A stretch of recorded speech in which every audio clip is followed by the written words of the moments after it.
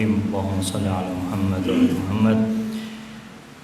Ikhwan akhwat, sebelum kita memulai majelis kita ini, sedikit selalu kita hadiahkan apabila Allah memberikan pahala di dalam majelis kita ini, kita hadiahkan kepada kedua orang tua kita, guru-guru kita,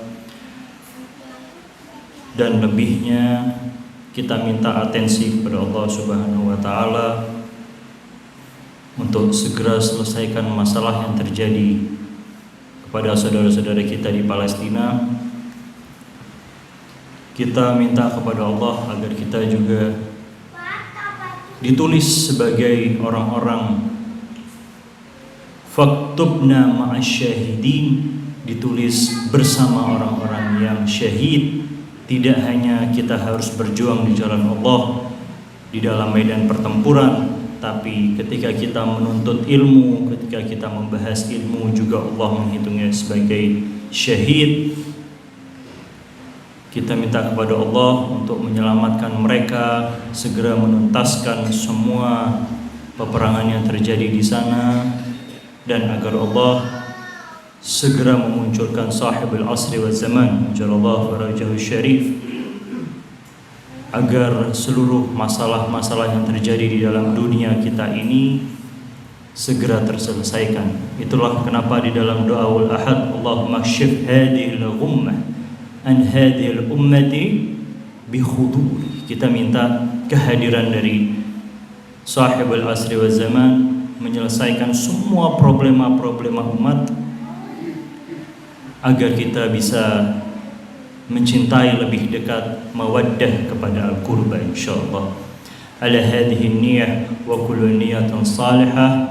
Al-Fatihah wa qablaha salawat. Shalli ala Muhammad wa ali Muhammad.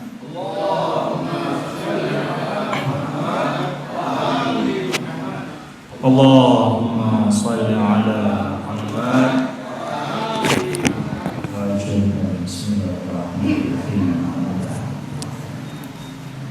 Ya Allah,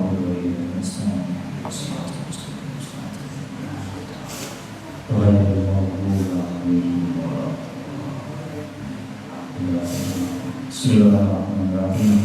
Rabbi shrah li sadri wa yassir li amri wahlul 'uqdatam min lisani yafqahu qawli. Rabbi a'taqni bil huda wa alhimni taqwa. Ikhwan akhwat, assalamualaikum warahmatullahi wabarakatuh. Insyaallah dalam beberapa minggu ke depan kita akan memasuki ayyamul fatimiyah, yaitu hari-hari di mana kita kembali berduka, kembali masuk ke dalam lorong waktu 1350-1400 tahun yang lalu. Bagaimana Bunda Fatimah Az-Zahra mendapatkan kesyahidannya, dan untuk kita merenunginya sebagai pecinta-pecinta beliau, pecinta-pecinta yang walaupun terombang-ambing dengan masalah apapun di dunia ini, kita minta kepada Allah Subhanahu wa taala untuk tetap menjadi pecinta-pecinta Zahra alaihissalam. Ikhwan akhwat, mungkin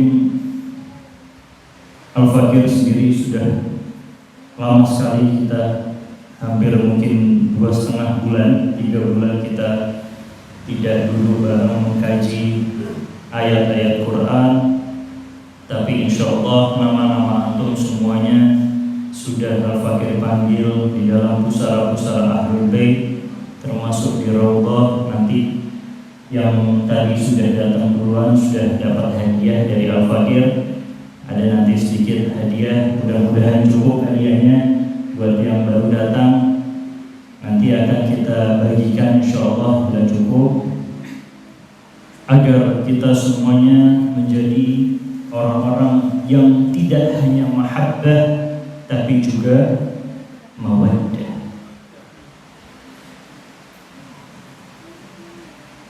Al-Fakir insyaallah sedikit membahas, memperdalam.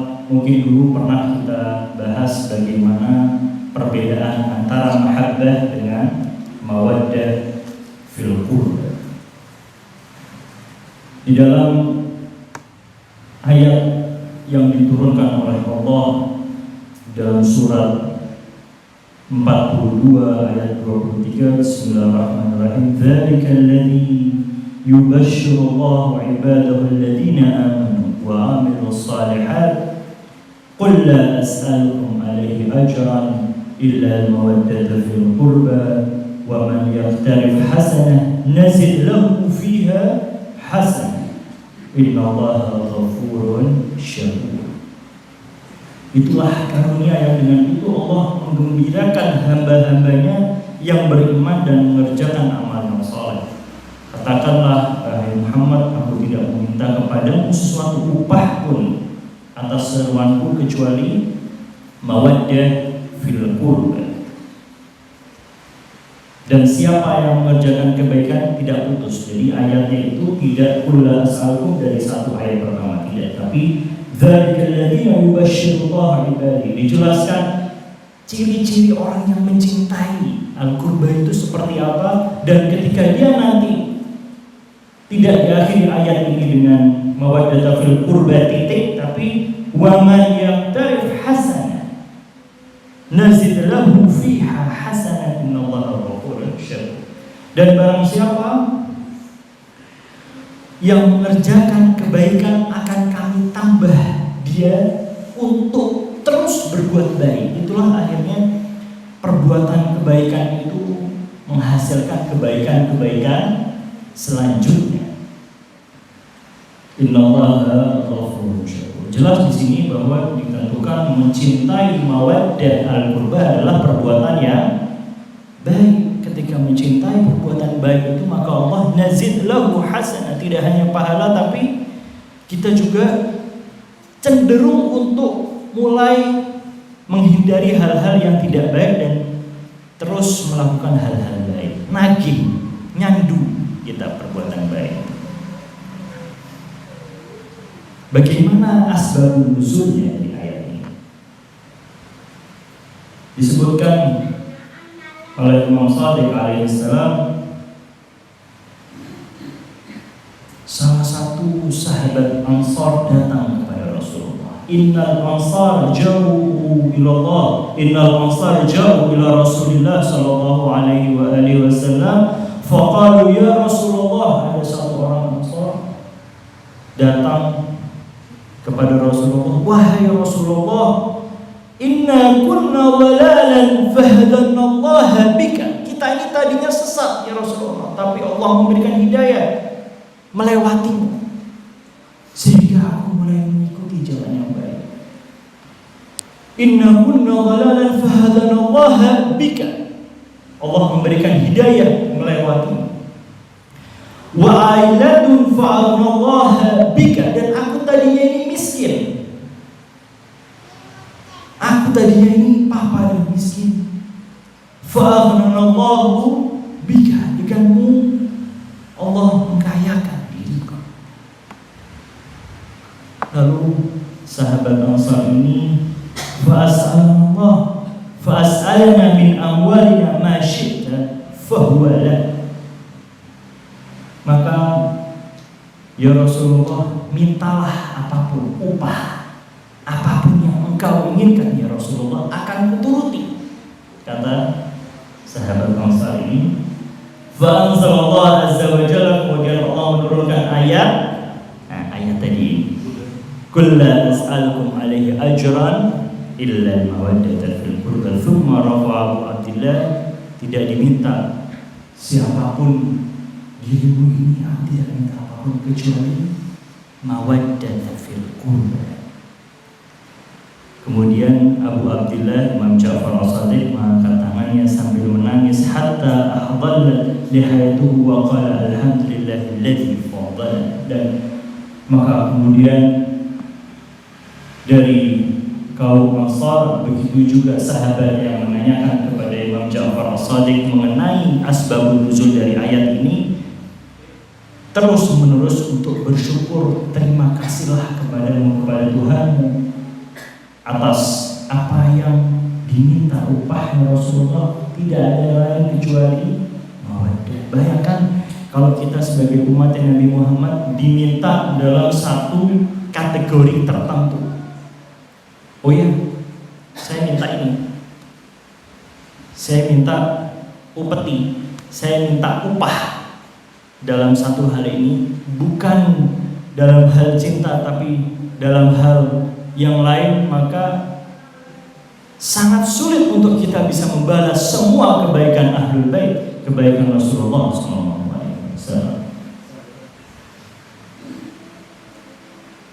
Lantas kemudian setelah kita mulai mengucapkan mawaddah, apa sebenarnya setelah kita mawaddah itu tujuannya ini apa? Ya Rasulullah, kemudian setelah kita mulai mencintai mawaddah ini, untuk apa, untuk siapa?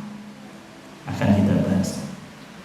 Bagaimana tujuan mawaddah yang seharusnya didapatkan oleh mereka yang meminta upahnya untuk Rasulullah, tapi nyatanya kembali untuk ke kita lagi.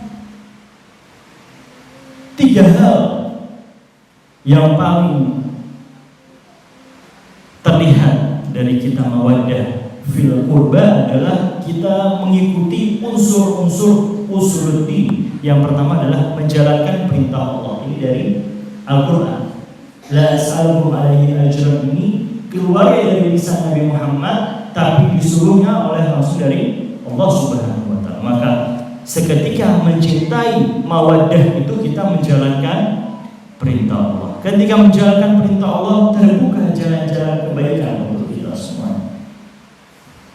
Yang kedua, agar kita bisa berjumpa dengan Rasulullah SAW. Itulah kenapa ikhwan-akhwat setelah sholat maghrib ada satu doa yang kita jangan pernah lepas. Doa ini ada di Mafatih, ada di aplikasi kita, kalau lihat di handphone sudah ada. Doa setelah sholat maghrib itu, Allahumma inni as'aluka mujibati rahmatik wa azaiman maghfiratik, lalu wan najata minan nar. Ini yang kita minta. Setelah sholat itu kita minta wan najata minan nar wa min kulli baliyah. Kita tidak hanya terlepas dari api neraka, wa min kulli baliyah, dan dari semua bala-bala. Ya Allah, lepaskanlah kita dari segala bala. Cukup. Wa adkhilna jannah. Kemudian kita minta masukkanlah kita ke surga. Cukup? Gak cukup. Kita terus minta karena kita mawaddah yang kita cintai ini belum kita temui. Fi daris salam wa adkhilna jannah fi daris salam. Setelah fi daris salam, fi jiwari Nabi Muhammad sallallahu alaihi wasallam. Kita tidak hanya meminta kita lepas dari neraka, kita lepas dari bala, kita masuk ke surga. Tidak cukup untuk kita yang katanya mencintai Ahlul Bait. Kita minta, ya Allah, tempelkanlah kita fil jiwari Nabi Muhammad sallallahu alaihi wasallam. Tidak cukup untuk kita minta hanya lepas dari api neraka, dari kulli bala. Karena mencintai mawaddah itu dibuktikan, proven. Tidak hanya kita mengucapkan atau sekedar kiasan. Itulah kenapa dipakai dengan kata mawaddah, bukan mahabbah. Kita pernah bahas sebelumnya. Al-Baqir tidak akan membahas bagaimana diturunkan ayat tentang mahabbah dan mawaddah, tapi mawaddah ini bagaimana cara kita mencapainya. Mulai kita masuk ke pembahasan yang lebih dalam. Apakah sama kita mencapai mawaddah fil qurba itu sama? Apakah kita hanya lewat lisan kita saja cukup mencintai Rasulullah hanya lewat lisan? Dibuktikan kalau kita mawaddah fil qurba, menjalankan perintah Allah. Yang kedua, kita berjumpa dengan Rasulullah sallallahu alaihi wasallam dan keluarganya. Dan yang ketiga, mendapatkan kebahagiaan dunia dan akhirat. Ini yang kita inginkan. Pasti kalau seseorang itu mencarinya berkah, bukan selamat, beda. Nah, ini kita harus verifikasi lagi kepada diri kita. Apa yang kita cari? Sebenarnya tujuan kita ini mau cari selamat atau kita mau cari berkah? Kita mau cari sesuatu yang dampaknya tidak hanya short term tapi long term, panjang kita punya dampaknya. Itulah kemudian di dalam mawaddah, asal kata mawaddah disebutkan sampai 7 kali di dalam Al-Quran. Ada 7 ayat, ada 24 hadis yang menyebutkan tentang satu terminologi mawaddah. Untuk apa saja, untuk kemana, insya Allah hanya cukup waktunya untuk 7 ayat saja, karena 24 hadis akan kita bahas nanti. Setelah dari 7 ayat ini, ada 10 metode untuk kita bisa mencapai yang namanya mawaddah fil qurba. Jadi tidak hanya kita duduk, tidak hanya kita merenungi, tidak hanya kita membuka hati kita, bahkan tidak hanya kita berziarah kepada makam-makam mereka ini, tapi ada hal-hal yang lain yang harus kita ikuti untuk kita bisa mendapatkan predikat mawaddah